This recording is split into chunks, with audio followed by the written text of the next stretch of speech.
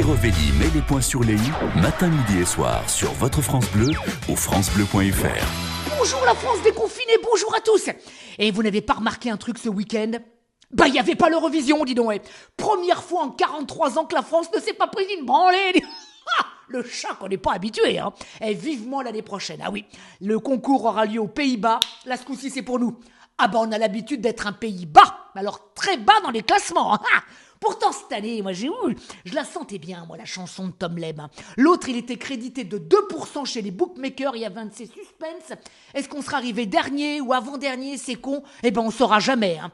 Pourtant, franchement, cette année, on avait nos chances d'être ridicule. Même Tom Leb, lui, il y croyait moyen à sa chanson. Bah ça, tiens, regarde, il l'a dit l'autre jour. Il a dit, comme la chanson était trop lente, on était retourné en studio pour remplacer le piano par de la guitare. Non, Tom, comme la chanson était trop lente, il fallait retourner en studio pour remplacer la chanson par une autre chanson. Il est con, lui. Non, mais franchement, non, mais bon, j'en ai marre un petit peu, là. Ça fait 43 ans, là, qu'on se tape l'oiseau et l'enfant. Non, mais putain, la gueule de l'oiseau et l'enfant, là, maintenant, là, ça doit être... l'oiseau empaillé et le papy, là, c'est plus possible. À 43 ans, là, qu'on se tape l'oiseau et l'enfant, puis en plus dans toutes les versions. L'oiseau et l'enfant version acoustique, l'oiseau et l'enfant version symphonique, l'enfant et l'oiseau version dyslexique.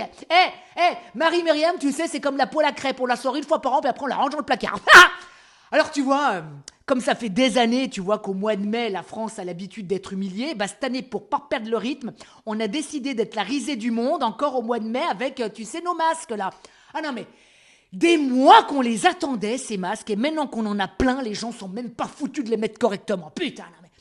Tu sais qu'hier, j'ai vu un gars, masque sur le menton, lunettes sur le front. Putain, il nous a fait la totale, l'autre. Ah, mais il nous a... Je suppose qu'il doit porter sa culotte sur les genoux. C'est pas possible d'être aussi con, franchement. Qu'est-ce qu'il est con ? Le même con, tu sais, qui a passé 3 mois à dire « Ouais, gouvernement, salaud, on n'a pas de masque, assassin !» Et ben là, maintenant qu'il a un masque, l'autre con, il est même pas fichu de viser correctement sa bouche, putain. Je suis sûr que c'est le genre de mec au lit qui arrive pas à viser juste aussi. Non, chérie, c'est pas là. Non, c'est à côté. Non plus. C'est mieux, mais enfin là, c'est le nombril. Putain, mais foutez vos masques correctement, là, et qu'on n'en parle plus. Alors ok, oui, je sais très bien que dans la vie quotidienne, c'est pas pratique. Par exemple, à la sortie de l'école, c'est vrai que tes gamins, tu les reconnais même plus. Tu sais que tu peux carrément te tromper. Tu sais que moi, jeudi dernier, j'ai ramené à la maison un petit Mathéo, dis donc. Je sais pas plus... Alors que j'ai même pas d'enfant, non mais t'imagines là. Oh le bordel. Hein Mathéo, fais pas la gueule, je vais te ramener à tes parents. Fais pas... Oh, ça va, on peut pas jouer 2 minutes. Oh, allez, va, portez-vous bien, sortez. Mais sortez couverts, hein. Et à demain. Ça va. Retrouvez tout France Bleu sur francebleu.fr.